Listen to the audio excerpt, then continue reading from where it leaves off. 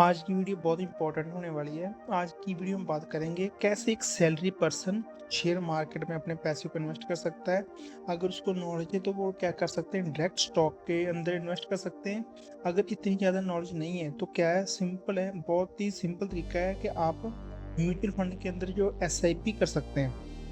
तो एसआईपी करने के लिए अगर एक सैलरी पर्सन कैसे अपने सेविंग कर सकता है, तो उसके लिए हम एक रूल देखेंगे। जो 50% जो भी उसकी सैलरी है, उसका 50% तो उसके जरूरी नीड में जाएगा जो घर में आम जरूरत रहती है।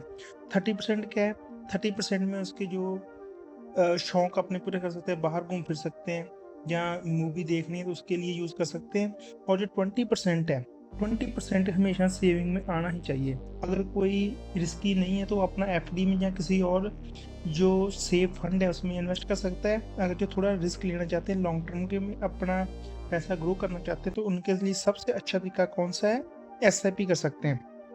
जैसे मैंने भी एसआईपी आज से 5 साल पहले पहले वीडियो में बता रखा है, 5 साल पहले मैंने शुरुआत की थी, सिर्फ 500 रुपये से शुरुआत की थी। आज आप देख सकते हो जो मेरा फंड करीब 7,09,000 तक पहुंच चुका है। जो आप रिटर्न भी देख सकते हो 1,10,000 का है।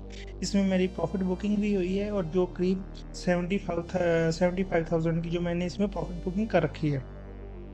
तो उसमें क्या है, सब अगर आपको इतनी नॉलेज नहीं है तो म्यूचुअल फंड में कौन कौन सा हम सेलेक्ट करें कैसे करें, तो उसके लिए बहुत ही सबसे पहले आता है म्यूचुअल फंड की सिलेक्शन। सिलेक्शन कैसे करनी है, अगर आपको इतनी सेल्फ स्टडी कर सकते हो तो बहुत ही अच्छी बात है। सबसे पहले सेल्फ स्टडी करो, म्यूचुअल फंड को एनालिसिस करो, खुद से सर्च करो कौन सा फंड अच्छा है या कौन सा नहीं।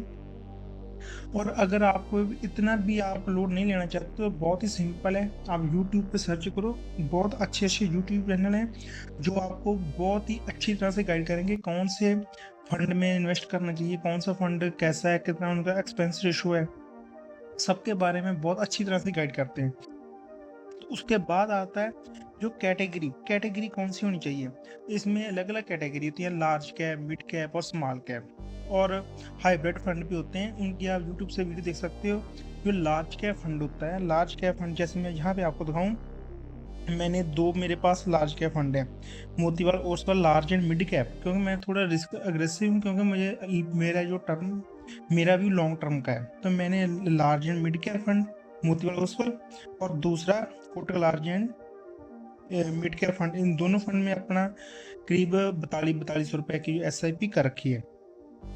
एक फ्लेक्सी कैप फंड है, बाकी दो स्मॉल कैप फंड है।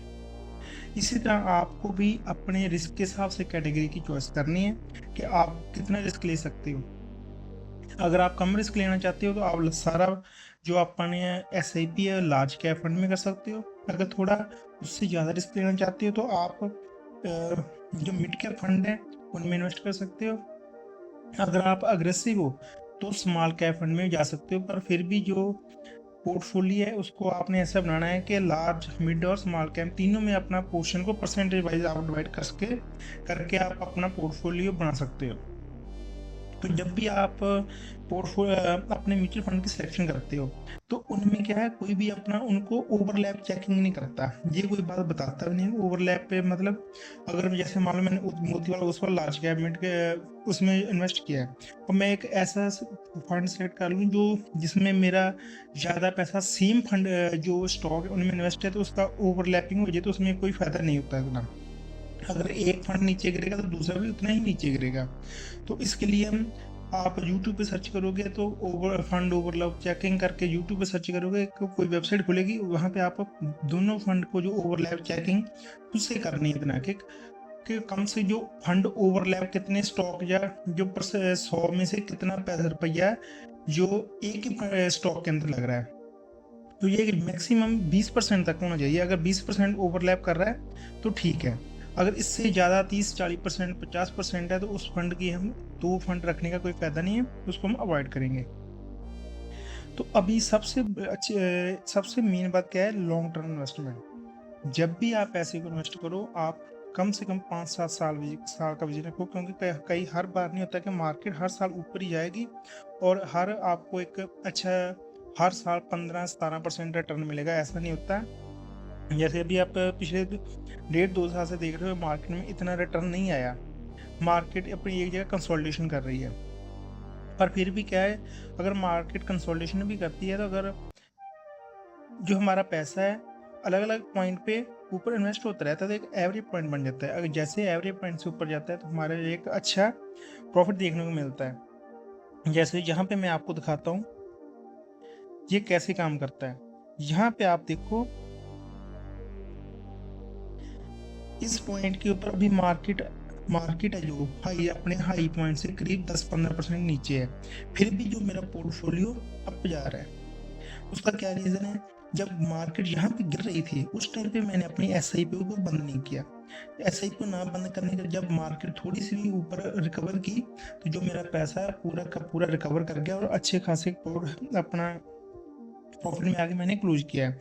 यहाँ पे आप देख सकते हो लॉन्ग टर्म के अंदर जो मेरा अभी लाइफ टाइम का रिटर्न चल रहा है 15%, 15.25% जो हर एनुअल मुझे रिटर्न मिला है। 15% हर साल मुझे रिटर्न इतना आया है, आप देख सकते हो पिछले 5 साल का।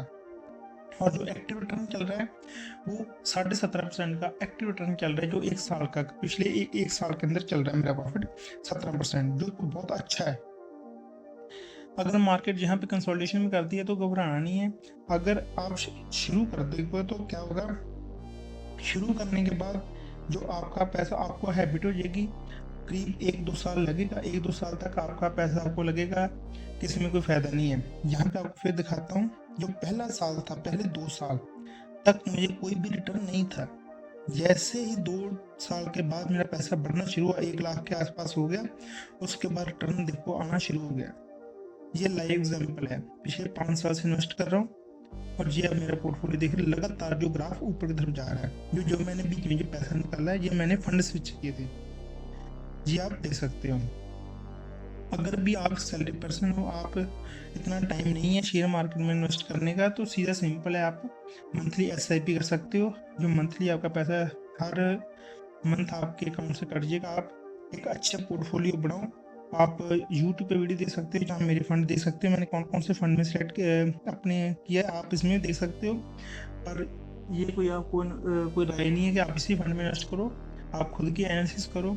अच्छे यूट्यूब पे कोई यूट्यूबर है उसकी वीडियो देख के भी आप फंड की सिलेक्शन कर सकते हो। ये मैंने पूरे फंड अपने एनालिसिस के साथ बनाया है। अच्छा फंड है, मेरा अच्छा रिटर्न आ रहा है। ये सभी फंड बहुत अच्छा रिटर्न दे रहे हैं मुझे।